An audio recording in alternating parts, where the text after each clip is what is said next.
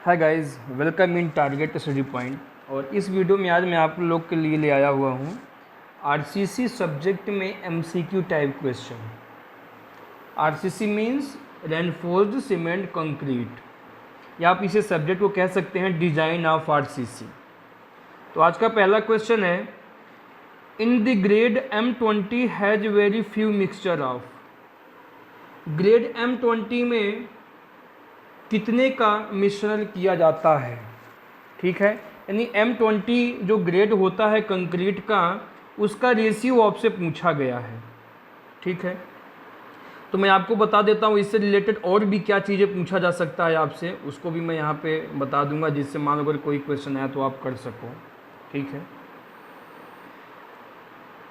तो अगर मान लीजिए M20 का पूछा जाता है आपसे, तो M20 ग्रेड के लिए जो कंक्रीट का रेशियो लेके चलते हैं वो 1, 1.5 और 3 का लेके चलते हैं। बहुत ही अच्छा क्वेश्चन है ये।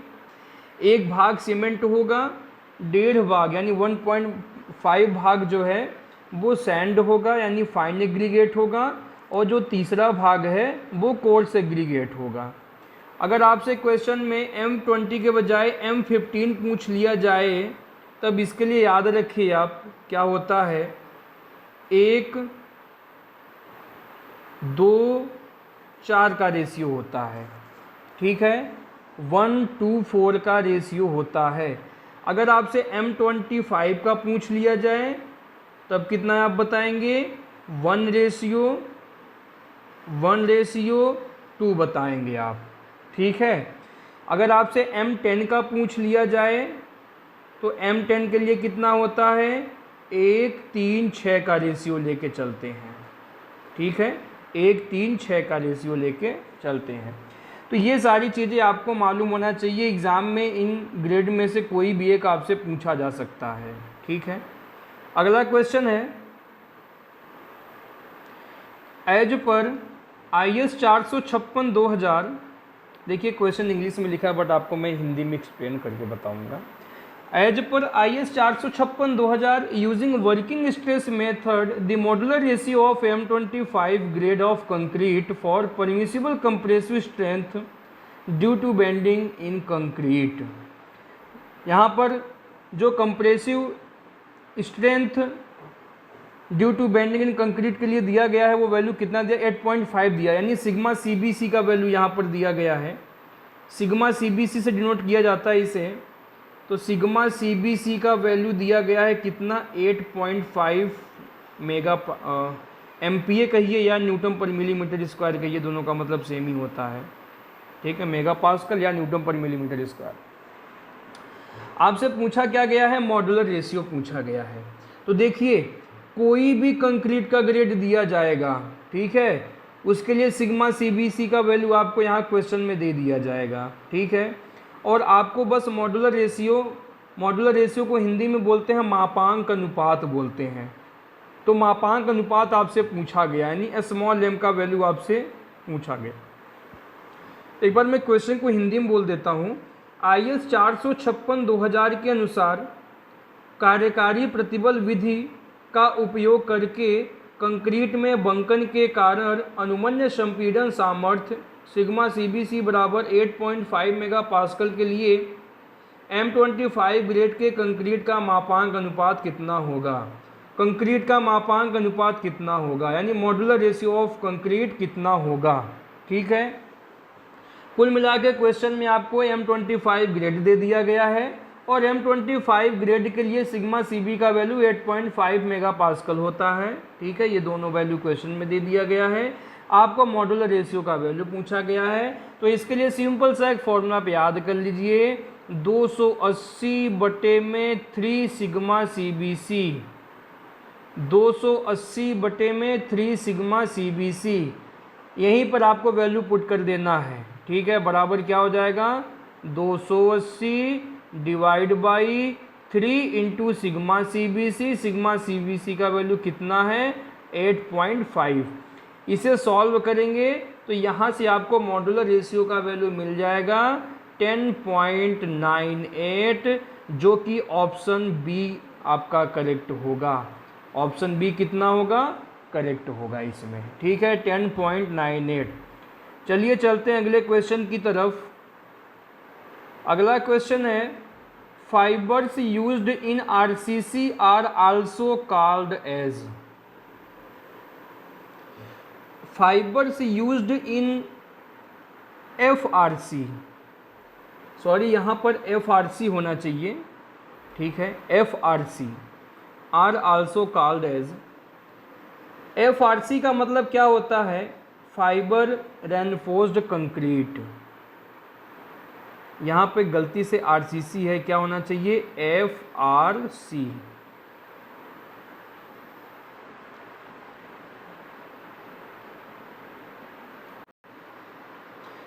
तो देखो यहाँ पर एफआरसी होना चाहिए। एफआरसी का फुल फॉर्म होता है fibre reinforced concrete, fibre reinforced concrete, FRC. ठीक है, तो एफआरसी क्या होता है, देखो सेकेंडरी रेनफोर्समेंट होता है। ऑप्शन ए सही है। एफआरसी होता क्या है, देखिए जब कंक्रीट में कुछ ऐसे मटेरियल्स हैं, ठीक है, जैसे फाइबर जिसे बोलते हैं, फाइबर डाल करके उसकी टेंसाइल स्ट्रेंथ को बढ़ाया जाता है, उसे फाइबर रेनफोर्स्ड कंक्रीट बोलते हैं।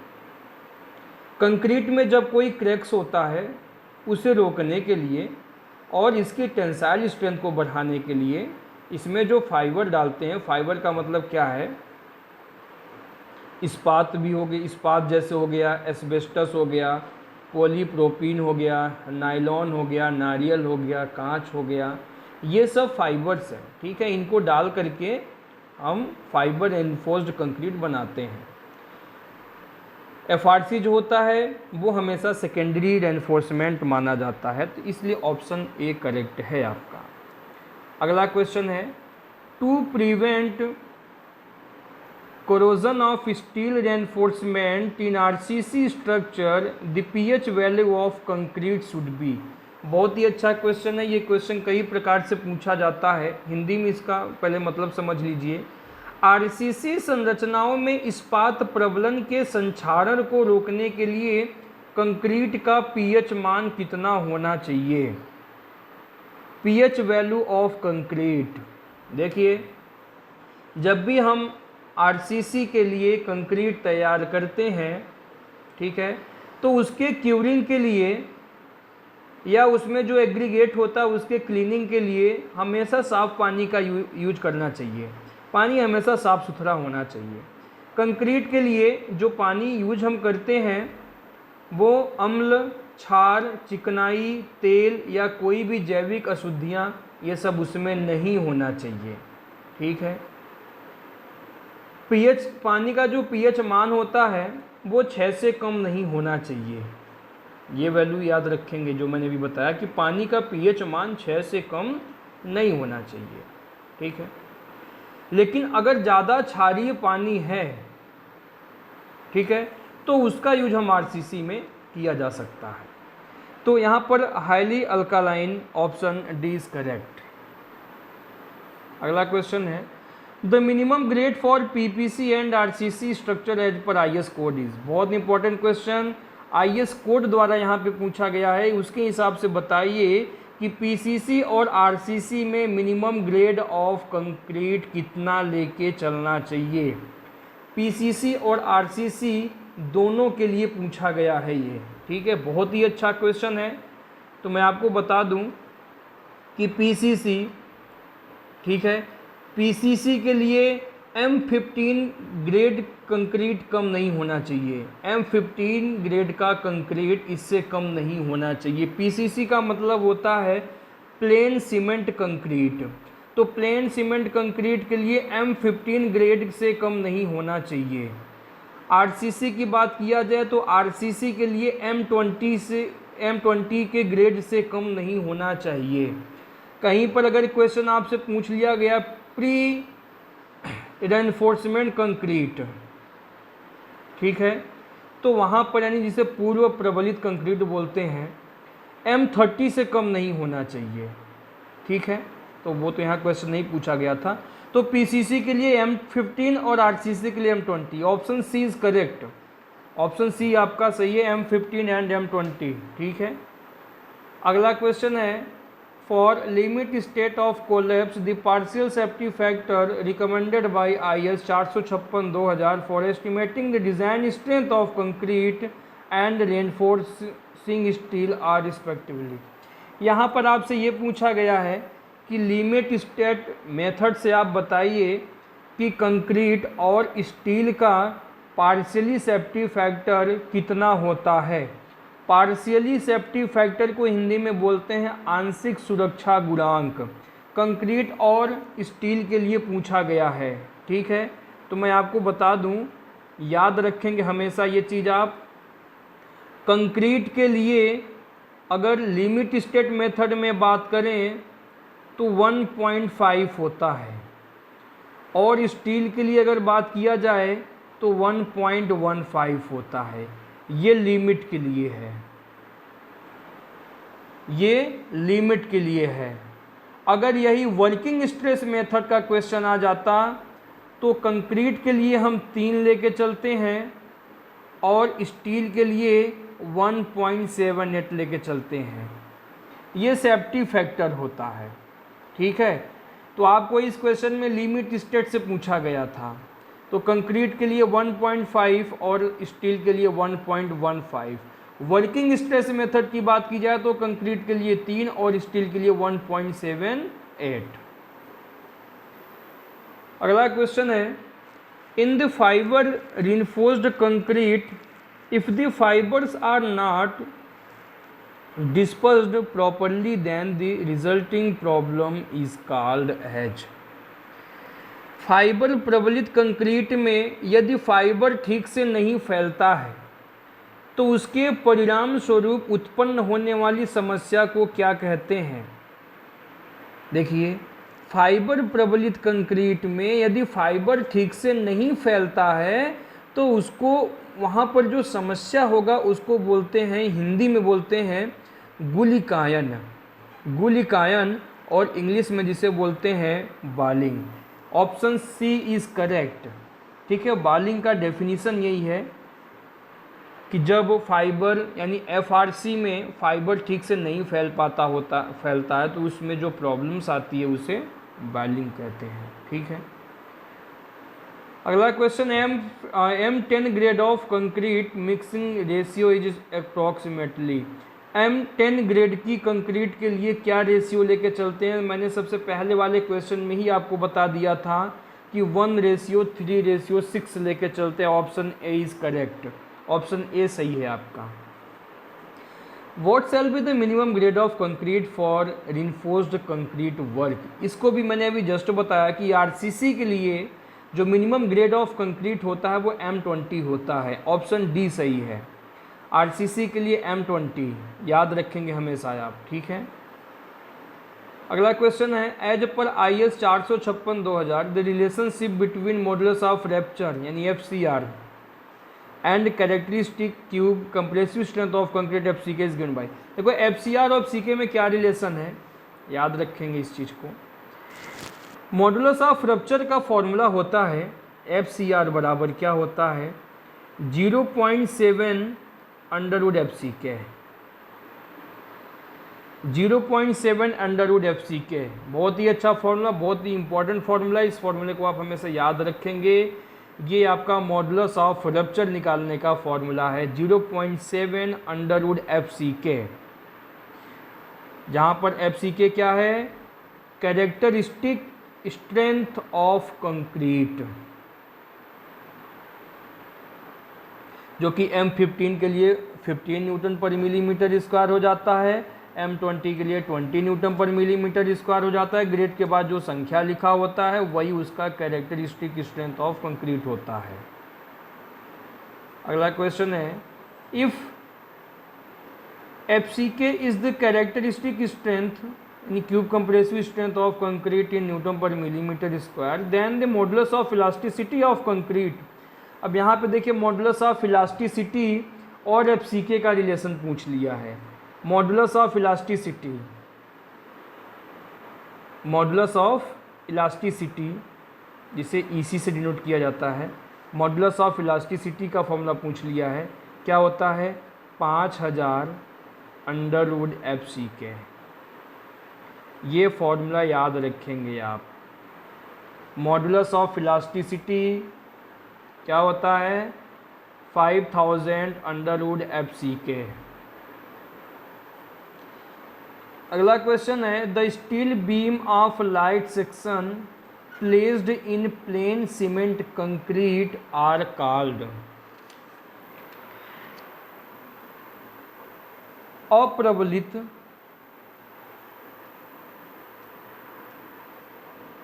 सीमेंट कंक्रीट में, अप्रबलित सीमेंट कंक्रीट में रखे हल्के परिच्छेद के इस्पात बीम को क्या कहा जाता है।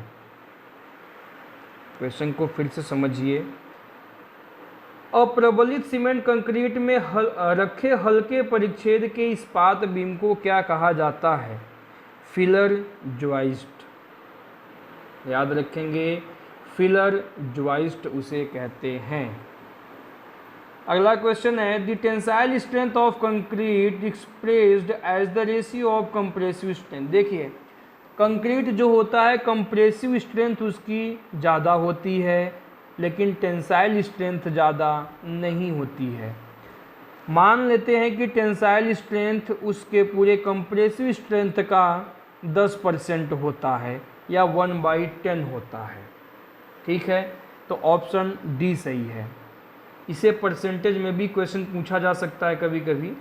तो कंक्रीट की जो टेंसाइल स्ट्रेंथ होती है कंक्रीट के कंप्रेसिव स्ट्रेंथ का लगभग 10% होता है, या 10% को आप कह सकते हैं 1/10।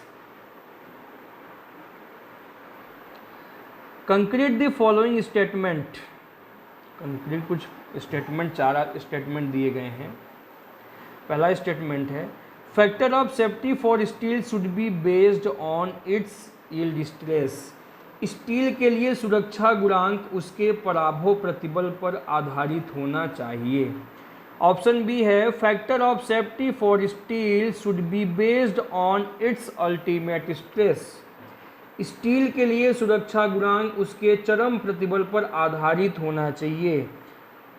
तीसरा स्टेटमेंट है, factor of safety for concrete should be based on it's yield stress.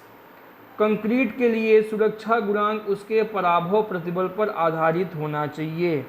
और चौथा स्टेटमेंट है, factor of safety for concrete should be based on it's ultimate stress. Concrete के लिए सुरक्षा गुणांक उसके चरम प्रतिबल पर आधारित होना चाहिए। तो देखिए, ऑप्शन पहला स्टेटमेंट जो है और चौथा स्टेटमेंट है वो करेक्ट है। ये दोनों स्टेटमेंट आपके क्या हैं, करेक्ट है। कौन कौन से, पहला और चौथा। क्यों करेक्ट है, फिर से इसको समझते हैं, पहला स्टेटमेंट और चौथा। पहला स्टेटमेंट है, factor of safety of for steel. Steel के लिए जो सुरक्षा गुणांक है उसके यील्ड स्ट्रेस पर डिपेंड होता है। बिल्कुल करेक्ट बोला इसने कि जो factor of safety for steel होता है, जो स्टील का फैक्टर ऑफ सेफ्टी होता है वो हमेशा यील्ड स्ट्रेस पे डिपेंड करता है। और चौथा ऑप्शन है, factor of safety for concrete should be based on ultimate. Concrete का जो सेफ्टी फैक्टर होता है वो अल्टीमेट स्ट्रेस पे डिपेंड करता है। हम कह सकते हैं, देखो स्टील की बात किया जाए तो इसकी जो फैक्टर ऑफ सेफ्टी होता है वो यील्ड स्ट्रेस पे डिपेंड होता है, यील्ड स्ट्रेस पे। ठीक है, अगर कंक्रीट की बात किया जाए तो अल्टीमेट स्ट्रेस पे होता है। ये अल्टीमेट, कंक्रीट अल्टीमेट स्ट्रेस पे डिपेंड करता है और स्टील यील्ड स्ट्रेस पे डिपेंड करता है, उसके बेस पे आधारित है। अगला क्वेश्चन भी कुछ इसी प्रकार है, consider the following statement regarding the working stress design of an under reinforced RCC section. Working stress method की बात की जा रही है और अंडर रेनफोर्स्ड सेक्शन की बात की जा रही है। देखो, अंडर रेनफोर्स्ड सेक्शन क्या होता है, पहले उस चीज़ को समझ लो तब आगे हम लोग स्टेटमेंट पे चलेंगे।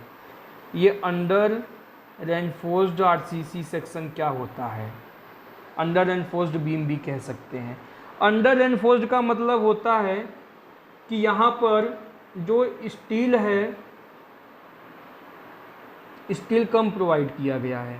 एक सीधी सी लैंग्वेज में आप समझ सकते हैं, अंडर रेनफोर्स्ड स्टील कम प्रोवाइड किया गया है, या ऐसे कह सकते हैं कम प्रोवाइड किया गया है, या स्टील की जो स्ट्रेस है, टेंसाइल स्ट्रेस है, वो जल्दी से अपना कंप्लीट कर लेगा, जल्दी ख़त्म हो जाएगा, इसका मतलब ये होता है।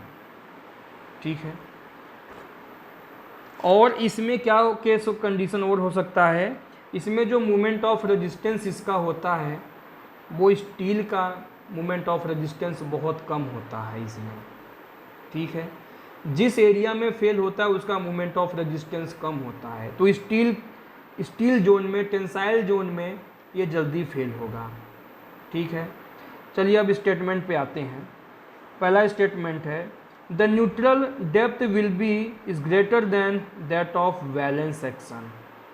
कह रहा है कि न्यूट्रल डेप्थ जो है वो बैलेंस सेक्शन से ज़्यादा है, गलत कह रहा है। Stress in steel in tension will reach its maximum permissible value, ये बिल्कुल करेक्ट बोला है कि टेंशन में जो स्टील का स्ट्रेस है वो अपने परमिसिबल वैल्यू के बराबर जल्दी से पहुंच जाएगा, यानी वो अपना स्ट्रेस जल्दी से कंप्लीट कर लेगा।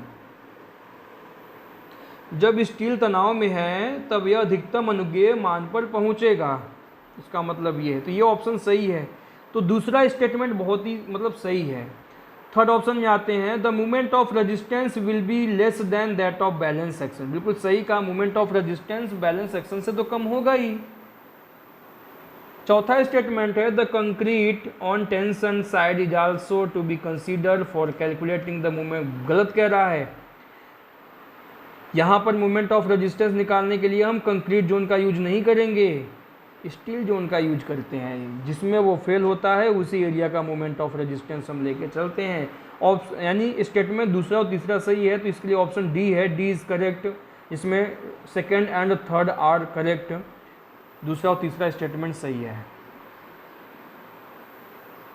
अगला क्वेश्चन है partially safety factor of the material considered for, अभी मैंने आपको बताया था कि कंक्रीट का पार्शियली सेफ्टी फैक्टर कितना होता है, तो 1.50 होता है।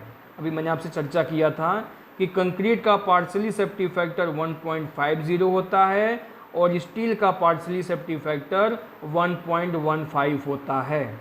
पार्शियली की बात की गई है, पार्शियल हमेशा लिमिट स्टेट मेथड में यूज किया जाता है।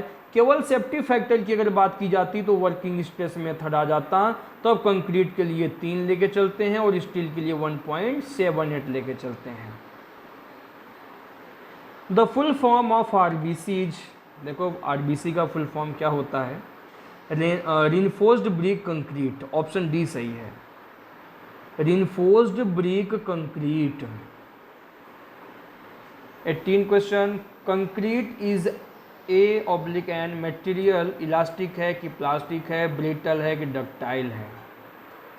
देखिए कंक्रीट एक ब्रिटल मटेरियल होता है, ब्रिटल मटेरियल होता है।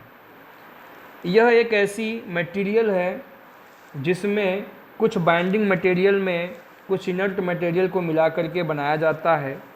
कंक्रीट की कंप्रेसिव स्ट्रेंथ ज़्यादा होती है, टेंसाइल स्ट्रेंथ कंप्रेसिव स्ट्रेंथ का 1/10 होता है। ठीक है। तो कंक्रीट एक कैसा मटेरियल है, एक ब्रिटल मटेरियल है, इलास्टिक, प्लास्टिक और डक्टाइल नहीं होता है। ये भंगुर, जिसे हिंदी में बोलते हैं, भंगुर पदार्थ होता है ये। अगला क्वेश्चन है as per IS 457/2000 the flexural strength of concrete, flexural strength of concrete is newton पर millimetre square for the characteristic cube compressive strength of 25 newton पर मिलीमीटर स्क्वायर विल बी। आपको यहाँ पे पूछा गया है फ्लेक्सरल स्ट्रेंथ ऑफ कंक्रीट, बहुत ही अच्छा क्वेश्चन है। पहले मैंने 2 फॉर्मूले बताया है, मॉडुलस ऑफ इलास्टिसिटी का एंड मॉडुलस ऑफ रप्चर का, ये 2 फार्मूला बताए हुए। तीसरा फार्मूला मैं आपको बताने वाला हूँ जो कि बहुत इंपॉर्टेंट है। क्या होता है इसका formula? Flexural strength of concrete का फार्मूला होता है 0.7 √FCK। FCK का वैल्यू कितना दिया गया है? 25। इसे सॉल्व कर लेंगे तो 0.7 इंटू 25 का वर्गमूल 5 हो जाएगा, ये आ जाएगा 3.5 न्यूटन पर millimetre square. Option C is correct.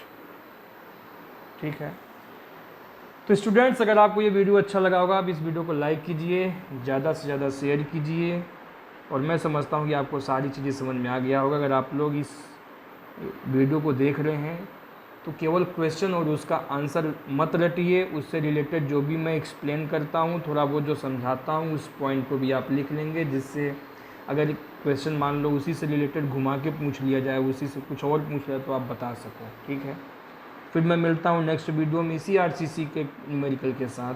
धन्यवाद।